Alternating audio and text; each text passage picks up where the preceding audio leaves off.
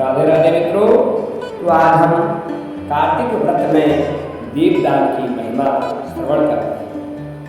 तो कहते हैं स्त्री और पुरुषों ने जन्म से लेकर जो भी पाप कर्म किया है वह कार्तिक में दीपदान से नष्ट हो जाता है। इस विषय में प्राचीन कथा बड़े ही महत्व की है। तो कहते हैं प्राचीन काल में द्रविड़ देश में एक बुद्ध नामक ब्राह्मण रहता था। उसकी स्त्री बड़ी दुष्टा और दुराचारी थी। उसके संग दोष से पति की आयु क्षीण होकर वह मृत्यु को प्राप्त हो गया। पति के मर जाने पर भी वह उसी घृणित कर्म को में लगी रही। लोक निंदा से उसे तनिक भी लज्जा नहीं आती थी। उसके न तो कोई पुत्र था और न ही कोई भाई था। वह सदा भिक्षा के अन्न का भोजन करती थी।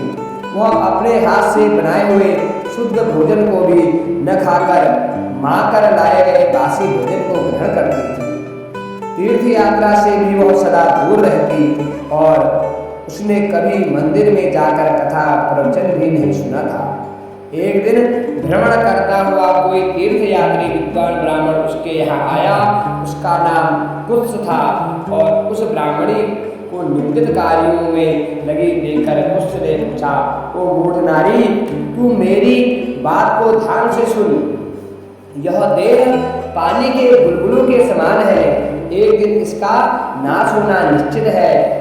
इस अनित्य शरीर को यदि तू नित्य मानती है तो अपने मन में बैठे हुए इस मोह को विचार पूर्वक त्याग दे।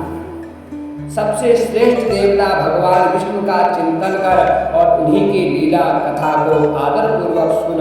और जब कार्तिक महीना आए तब जो है भगवान दामोदर की प्रसन्नता के लिए स्नान दान आदि करके दीपदान दे। भगवान विष्णु की प्रतिमा को प्रणाम करके और भगवान विष्णु की परिक्रमा करके उन्हें प्रणाम कर। यह व्रत विधवा और सौभाग्यवती सभी स्त्रियों के करने योग्य है। यह सब पापों की शांति और समस्त उपद्रवों का नाश करने वाला है। तू मेरी बात मानकर निश्चय ही कार्तिक महीने में दीपदान करने से भगवान विष्णु की कृपा को पालेगी। ऐसा कहकर उस ब्राह्मण को चला गया और वह दुराचारी ब्राह्मणी भी पश्चाताप करती हुई इस निश्चय पर पहुंची कि मैं कार्तिक महीने में अवश्य व्रत करूंगी। तदंतर कार्तिक महीना आने पर उसने पूरे महीने भर प्रातः सूर्योदय काल में स्नान और दीपदान किया और कुछ काल के बाद आयु समाप्त होने पर उसकी मृत्यु हुई और वह स्वर्गलोक में गई और समयानुसार उसकी मुक्ति भी हो गई। कार्तिक व्रत में तत्पर होकर भी जो व्यक्ति दीपदान के इस इतिहास को सुनता है और स्वयं भी दीपदान करता है वह अवश्य ही मोक्ष को प्राप्त करता है।